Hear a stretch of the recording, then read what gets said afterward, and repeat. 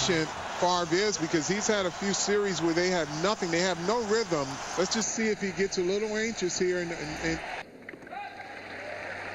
I mean, you can always hope for that, which is suddenly Novak will, lose his rhythm for a while. But other than with the basketball to Gomes, catch and shoot and score. Boy, Ryan shooting well.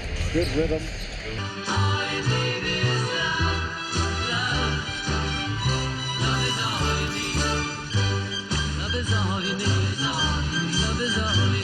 Groups would be divided into squares, and eventually a caller was added to keep everyone in rhythm. The concept of rhythm applies to many situations, including music, dance, athletics, the arts, and even occupations. Rhythm is repetitive and it's dynamic, and it's never in a fixed state of being. But the phenomenon of rhythm is something which is often little understood. So when we get out of rhythm in tennis, it can be very disruptive to your game.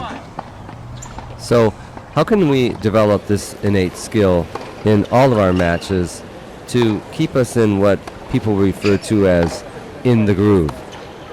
So the first thing to know about rhythm is, no matter what your trade is, you have to start with a warm-up.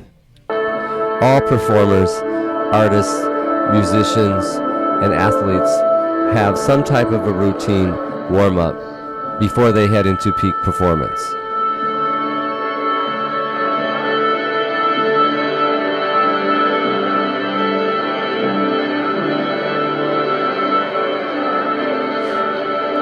No one should enter into any performance or competition cold. I remember very vividly George Foreman commenting about the Mike Tyson-Leon Spinks fight. George commented how cold Leon looked and how he hadn't worked up a sweat, and this really concerned him. And he was right. Tyson knocked him out in the first minute. So for me and my students, I always like to warm up with large foam balls in the mini tennis court. These balls are arm-friendly, but they get the heart pumping and they get the body warmed up gradually. This warm-up works into a full backswing and full follow-through, which is the best way to warm up your ground strokes. No chipping is allowed as we're trying to groove the ground strokes.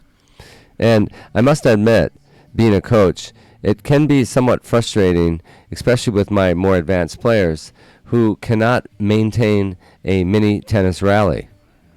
That's all it takes is a couple of minutes in the mini tennis area, and that's when most coaches can tell if a student has rhythm or not. So we have to develop habits, good habits, and they start with the warm-up. We have to avoid what some people call our dumb habits. Greek philosophers believe that habit is, in fact, not blind or dumb. It is the body's own intelligence. Habit describes the way the mind works. So the first thing I look at to my students who have trouble maintaining a mini tennis rally is the position of the feet.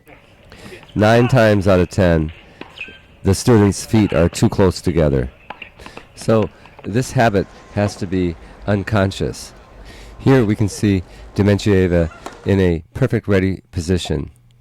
However, she's in an unconscious state. She doesn't need to be reminded of this. She's learned this good habit through willpower. The conscious mind works on the problem when it first appears, but after that, this has to be an unconscious behavior. This habit or unconscious psychic mechanism must happen automatically. So self-consciousness is a real rhythm breaker.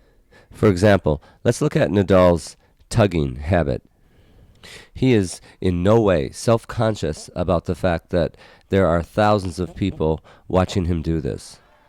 We know that this is an unconscious behavior because if he was aware of it, he wouldn't do it. In fact, his habit is his ritual that gets him into his type of rhythm. Series where they have nothing, they have no rhythm. Let's just see if he gets a little anxious here.